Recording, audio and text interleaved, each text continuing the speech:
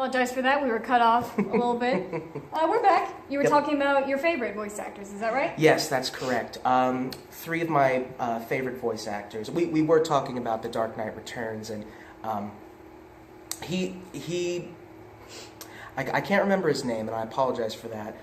But he just didn't have the oomph or the energy that I expect in some, but that's really okay because it's a different movie, different directing, and he still did a great job. There was a scene where he's being interviewed on a talk show, and he asks if he can keep this coffee mug they gave him, and he says, "Oh yeah, we got a closet full," and then he smashes it, slits this guy's throat next to him, and says, "Well, as long as you don't miss it," and then he kills every single person. I mean, like, I understand, like, the script itself it's awesome. Yes.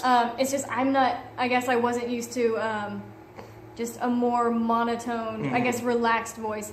Because my favorites have to be Mark Hamill and, you probably know this, the guy who did Under the Red Hood. Oh, man. Does the voice of Jake and everybody else. Yes, like, Adventure Time. I can't remember his name either, but he's brilliant. Wonderfully. I was going to tell you that my top 3 favorite voice actors is number 1, of course, is Mark Hamill, but my second favorite is actually Troy Baker from Assault on Arkham and the Arkham Origins game. And then my third favorite is, of course, the actor from Red Hood. You know those two actually had a Joker off? Oh, they did? They did. Oh, that's brilliant. And the guy who did Under the Red Hood, like, he bowed down to Troy, just like, you win. Yeah. You win. It is amazing what these 3 voice actors can do. The gentleman from Under the Red Hood, oh man, he was so spooky. Now the difference between, in my opinion, between him and the Joker from The Dark Knight Returns Part 2, excuse me, not 3, is even though he was more down and calm and not so fast, he was still creepy. He had a great laugh. He was funny. Yeah. He was, oh man, the scenes between him and Jason Todd, Batman, and Nightwing. It was that gravelly tone that was just it's goosebumps. Yeah, I mean, the movie opens with him beating Jason Todd, excuse me, and he's saying, you know, I'm going to ask you a question. Which one hurts more? Front hand, boom. Backhand, boom. A, boom, B. And then Robin spits in his face and goes, you know, the first boy blunder actually has some manners. And it looks like I'm going to have to teach it to you. Nah, I'm just going to keep hitting you with this crowbar. I know. It's like, you wanted to smile, but at the same time, it's like, I mean, it's funny, but it is dark. And then the scene where he's in the padded cell locked up, and he's talking where they're asking him about, like, who's this new hood, and he's like, you know, everything's changed. Back in my day, it was more dapper gentleman, not motorcycle fetish. And then they, it's spooky how he messes with Batman, because Nightwing starts interrogating him, and he goes, oh, Bird Boy, you were so much more fun. Now you're all grown up and wearing your big boy pants, but still, it's better off than your replacement, right? You can't be having too much fun when you're chumming it up with the worms in the dirt. And Batman just starts, and then Joker says, you're going to do it this time? You're going to put me in a body cast for another month. I know. He doesn't even care. Oh, it's so good. And then when he finds out Jason Todd is back, and Batman's there, and he's just like, let's take some pictures. You know, first one of me and the kid, then me and Batman. Then one with the crowbar. Then one with the crowbar, yes. And then, oh man, and then Batman. Oh, that breaks my heart. The man who played Jason Todd, he's from Supernatural. He plays Dean. Woo! He was so good. He could play Jason Todd any day. And he would look it too. Oh, if they did a live action, he would absolutely. Oh, absolutely, and that's something I'd love to see. But the thing that just breaks my heart is he goes, you know, I'm not talking about killing Scarecrow or the Riddler or Penguin. Yeah, I'm talking about him. Just him, because he took me away from you. I know. I'm sorry, I can't. That is so broke my heart. Sweet. Oh man, but he's fantastic, and then, you know, he taught us, you know, never give a glass of water to the Joker, because he smashes it, kills every person in that room except Black Mask and his assistant. There's just this one little line, but it still, like, gets me every time. It's in the very beginning, whenever he's beating Jason Todd senseless, and he's like, "Speak up." Yeah. Speak up, Lamb Chop. I can't hear you very well. Yeah, it's. I'm just like. It's perfect. He really did his work, and he is by far one of the greatest Jokers I've ever heard. I agree. And then with Troy Baker, first of all, this man is just an A-plus voice actor. He sounded so close to Hamill. He can do anything, man. He is incredible. And when the Arkham Origins game came out, a lot of people didn't know what to think. Like, first it was, oh, it's exciting, but also it's not. Yeah. It's not what I thought it was. Many fans of the game and fans of Batman and superheroes in general, they don't really like the game, and that's okay. I personally enjoy the game. It's not.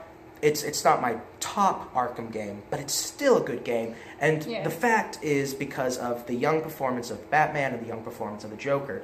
Now, Troy Baker, there's a scene in the video game where he's dressed up as Black Mask in the bank. Yes. And have you got to play the game yet? I haven't played it, but I've seen videos scenes, of it. Yeah. Perfect. And like they bring in Black Mask, the real one, and he takes off his bag that's covering his face, and he says, "Do you know who the Joker is?" And he goes, "I'm going to kill you," and everything. And then he pistol whips him until he's unconscious, saying, "Can't you just play along?" And then we get to see this really, really cool Joker with this spiked, sleek green hair and just this big red smile, because Mark Hamill in the Arkham Asylum City and Night, he just has this nice, smooth little lipstick smile, but the one in Origins, it's like covering his face, like half his face is the smile. Creepy. And it's really cool performance to see him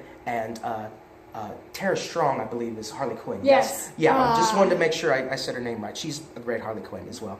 I saw her at a convention. Oh, She's brilliant. She's wonderful. She's an absolutely lovely person. Very, very talented actress. But there's a scene where he's being interviewed with Harley, and it's not really canon. It's not the same, but they took a different spin on it, and I still think it's one of the coolest things because while she's interviewing him, she thinks he's talking about her, when in reality, he's talking about Batman. Of course. And it comes to the end where he says, I don't even know her name. And she says, well, my name is Harleen Quinzel. And he says, what a pretty name. Do your friends call you Harley? And she says, I don't have any friends. And then he says, well, Harley, you got one now. And then he breaks out of Blackgate. And then soon he'll have her under his thumb and manipulate her. But and then when you see him in Assault on Arkham, if you didn't enjoy Suicide Squad all that much, I highly recommend Assault on Arkham, because it's the Suicide Squad you're probably expecting. Like, everyone is at each other's throats. There's betrayal, there's double crosses, and then you let out the Joker. Joker and Harley are officially sort of broken up. I don't know who did the voice of Harley then, but it was Tara Strong. It was. Yeah. I thought so. Okay. Yeah, Tara Strong has taken over all of the Harley Quinn voice I wouldn't spots. have it any other way. Oh, she's very good. Mm-hmm. I still love the Harley from the animated series. But if anyone had to take her place, I'm glad it was Tara Strong. Tara. Exactly. Yeah. But in Assault on Arkham, really anything in the Arkham universe, having the Joker curse is one of the funniest and greatest things. One of my favorite lines is there's a scene, well, I don't want to spoil anything, but he comes in and he says, "What's up, bitches?" And it's just, it's so funny. And yet he's so good at playing the Joker. If there's anyone who could take over from Mark Hamill, it has to be Troy Baker. I would agree. I don't see anyone who could match up quite as well as Troy Baker in a voice acting. I still think Mark Hamill can take him, but we know Mark is getting older. Yes. That's the only thing. And it really shows in The Killing Joke, if you guys have seen it. What did you think about that? The Killing Joke, I was very disappointed in I was Killing too. Joke. Here's the thing. 30 minutes dedicated to Batgirl. Not a whole lot in the beginning. Joker didn't really show up until the second act. Now, we all know that Batgirl is an important character. She's a badass. She's awesome. She's so smart, and she's such a great character. But having her have a relationship with the Batman is kind of like having a relationship with her second father. Yeah, that threw me off completely. I was like, no! It doesn't feel right. And Tara Strong also voices Batgirl as well. So it just felt wrong. But when the movie just focused on Joker and Kevin Conroy, the movie was good. The flashbacks were used very well. The flashbacks were done very well, in my opinion. And everything is mainly like by the book too, like word for word. It was, and even the animation they did it just out of the comic. Like it was really like seeing the comic book come alive. Now I understand they wanted to make it more shocking when Barbara gets paralyzed by the Joker.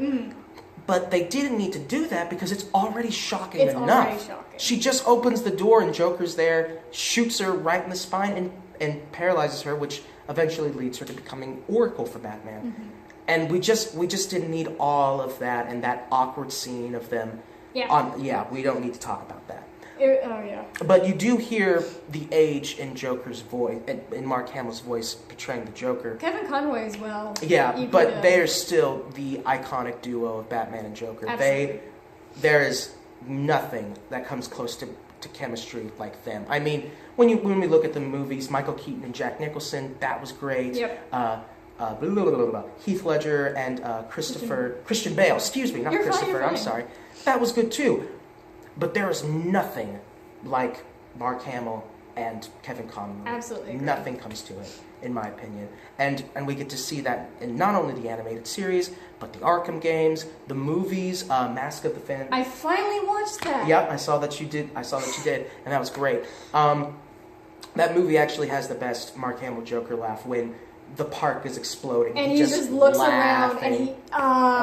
it is the greatest Joker laugh in all of entertainment. And what I love is, okay, no matter what, they never try to give the Joker a backstory. The most that they have given us is, yeah, he did some shady work, he found some acid, here he is. Well, the reason... That's the extent of it. The reason about that is, in the Arkham City game, there are these little interview tapes with Hugo Strange and Joker. Now, you're correct, we don't really know the full backstory of the Joker.